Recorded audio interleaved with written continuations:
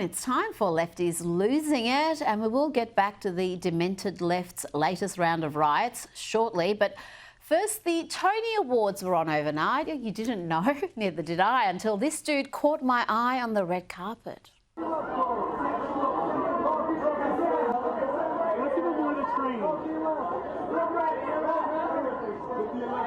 Stunning and brave. That's Cole Escola, who beat out the likes of George Clooney and John Michael Hill to win the Tony for Best Leading Actor.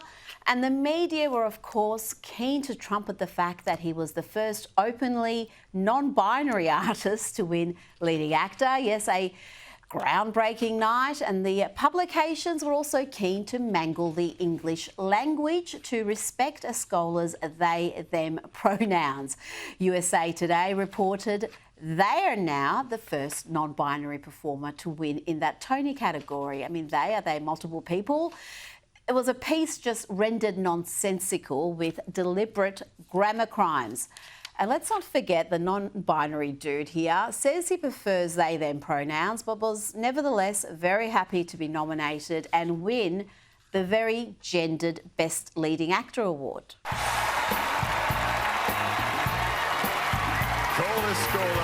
I want to thank the other nominees, George and John and Harry and Daniel and Louis. It's an honor to be in your company. The most important people in my life, my friends who are here tonight, Jeffrey, Jen, Ben, everyone watching at home, Christian, Dakota, the whole gang, John, Claudia, and Tebow from Grindr. Can't forget Tebow from Grindr. He's fun. Less fun is this duo, the queens of performative caring, as Douglas Murray would call them. And gosh, don't they love each other, or at least they pretend to. Get your buckets ready. This is nausea-inducing. This woman has been a heroine, a hero for me for so many years. I've admired her from afar, and this is the first time I've had the opportunity to sit down and have a conversation, because she's written a book called A Different Kind of Power.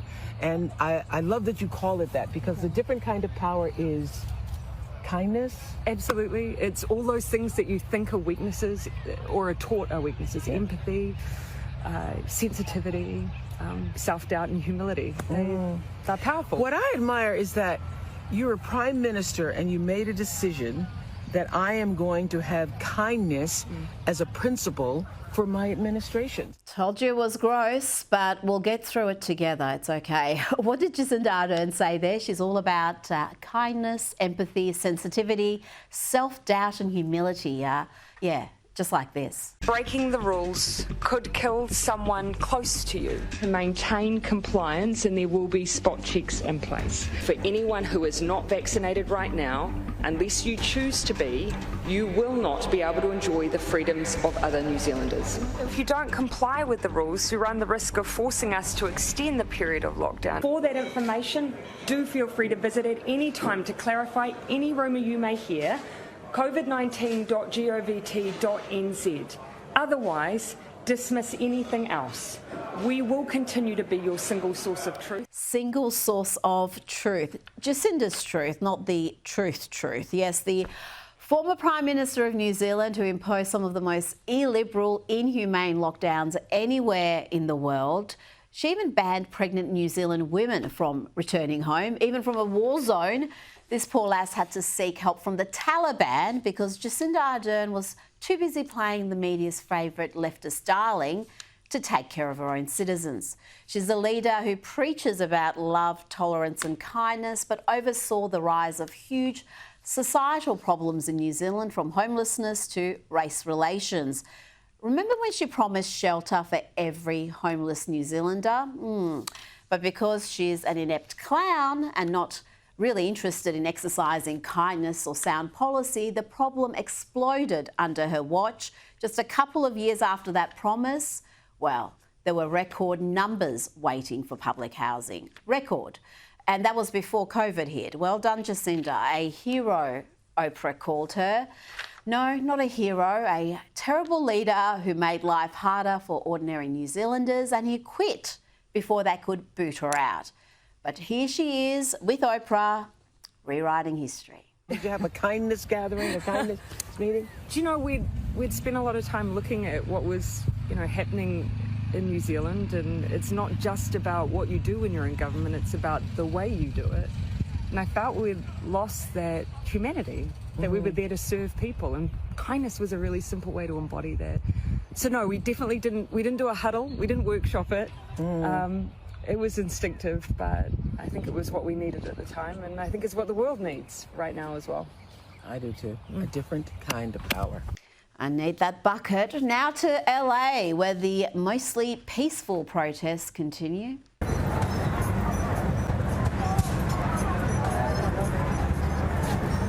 And as you saw there, they continue to fly the Mexican flag. They loot, burn and riot and keep waving that flag. And they're still burning the American flag.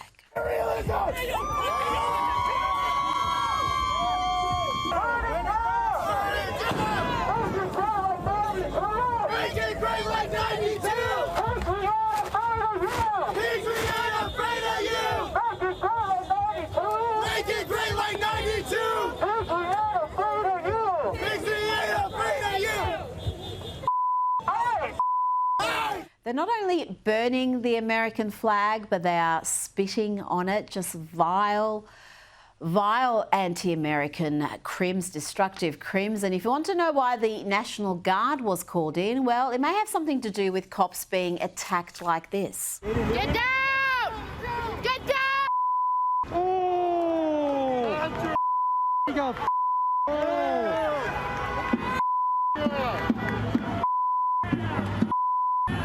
oh my God, he got Yeah, that looks like attempted murder, but the Mayor, Karen Bass, is more concerned with ICE. She wants immigration officials to stop doing their job. Administration, and if you could speak to them, what would you say right now?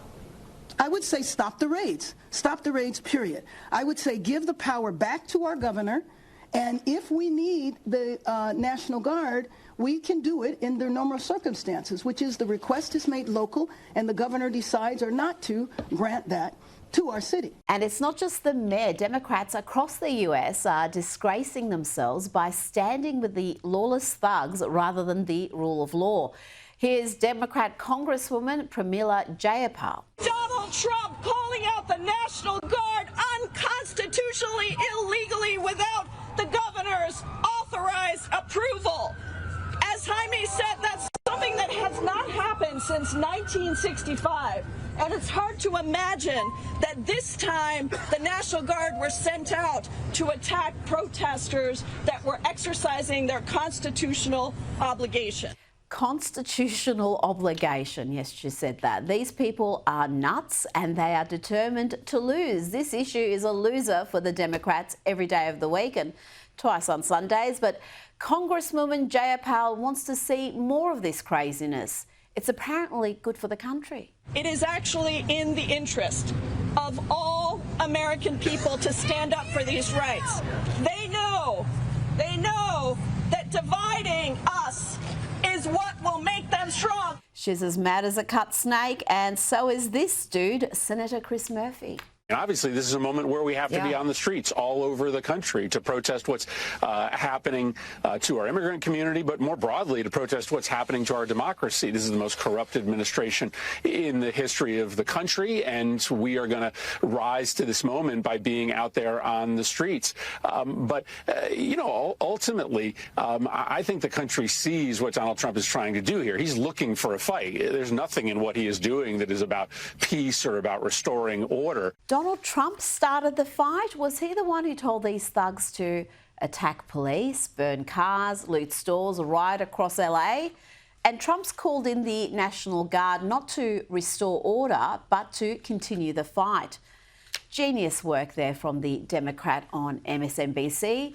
Why don't you try saying that to LAPD Chief Jim McDonnell, who fears cops will lose their lives in this violence? This violence that I've seen is disgusting. It's escalated now since the beginning of this incident.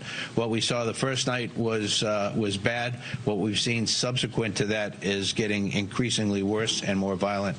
Tonight we had individuals out there shooting commercial-grade fireworks at our officers. That can kill you.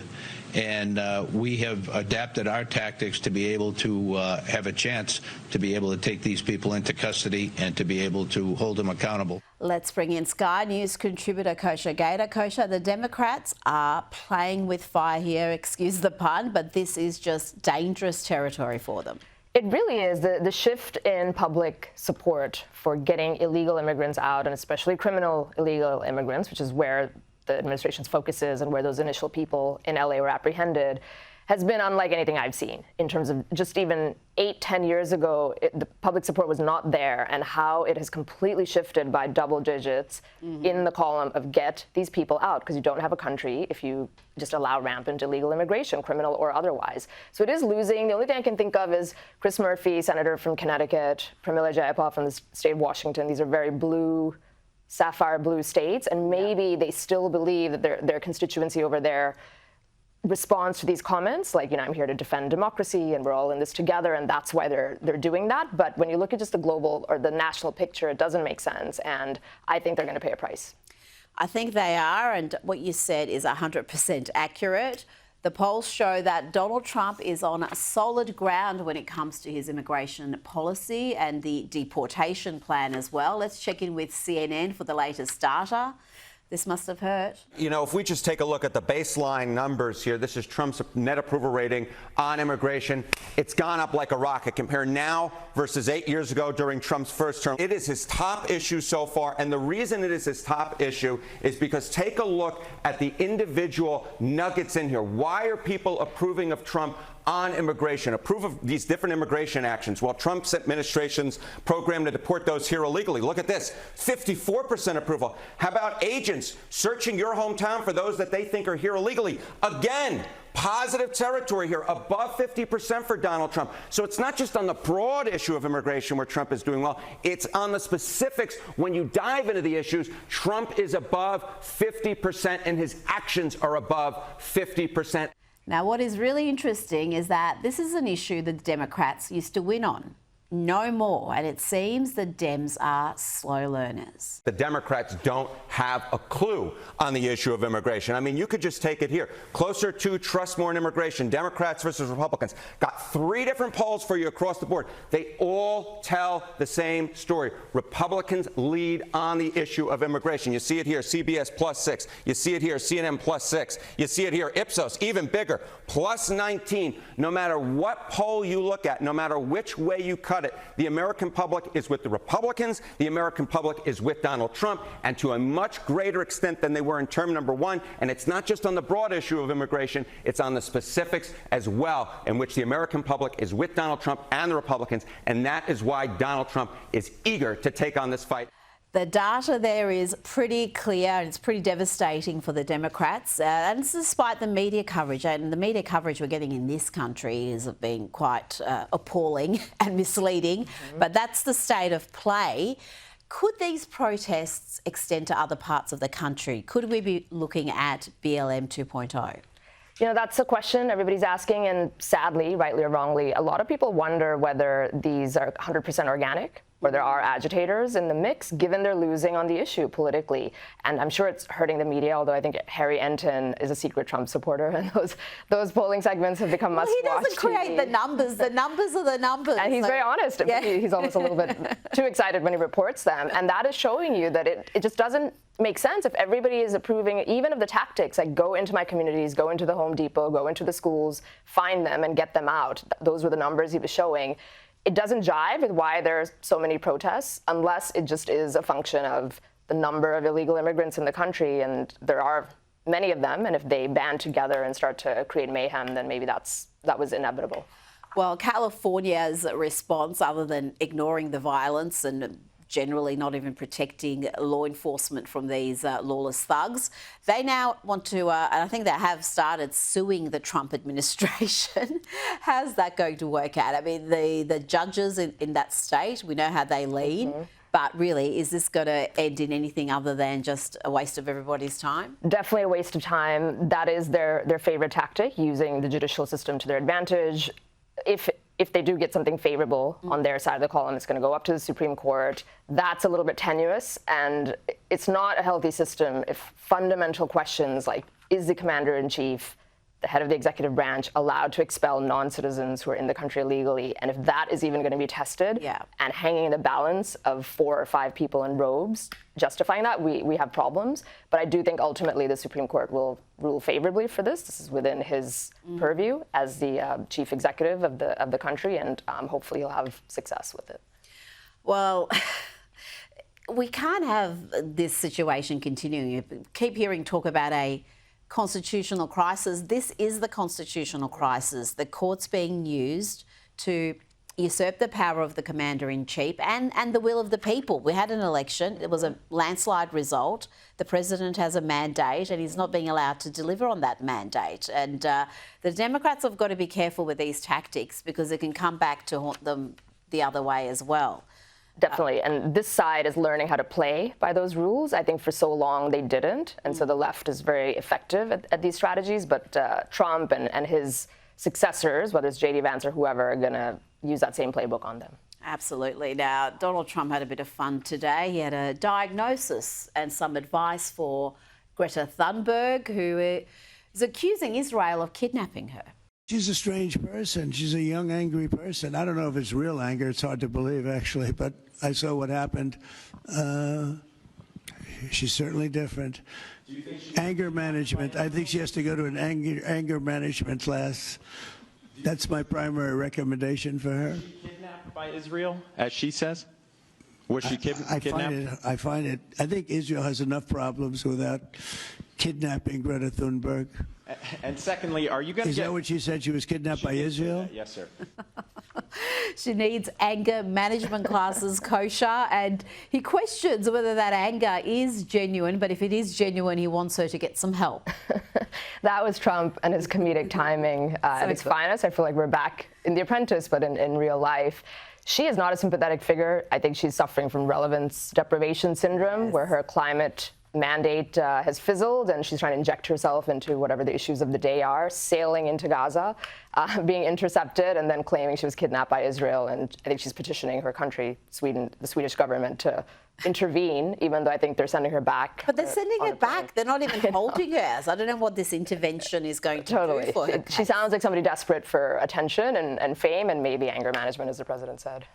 Now, let's talk a little about Colombia. The leading Conservative candidate for president, 39-year-old Senator Miguel Uribe Turbay, was shot 3 times, including twice in the head while he was addressing supporters at the weekend. Here's how it unfolded, and a warning. Viewers might find this distressing. Segundo, salud mental. El principal problema en Colombia. In the aftermath, the presidential hopeful was surrounded by supporters who put themselves in considerable danger to try to help him. Let's have a look.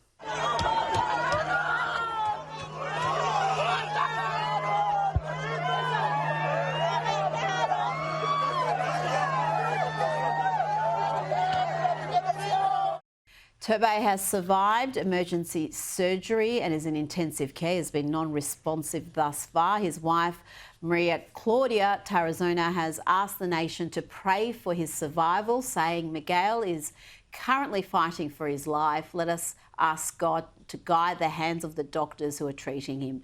A security guard has detained the alleged attacker, who is believed to be just 15 years old.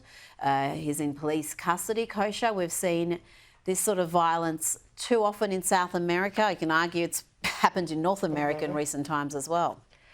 Indeed. Now, Latin America is a very dangerous place. I think it's 8% of the world's population and 1/3 of the homicides happen there. So that's just the baseline situation.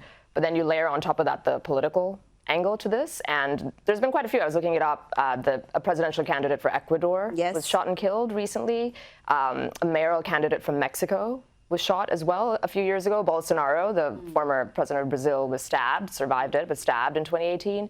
So this seems to be another part of the playbook with just as the political climate gets worse and worse and the stakes get higher, you do see that, whether it's the riots in LA or these kinds of assassinations. And I think we'll see more of them, unfortunately. Unfortunately, and the fact that so many of these victims tend to be on the conservative side of politics has not escaped attention either. Kosha Gator, thank you so much for your time tonight. Pleasure.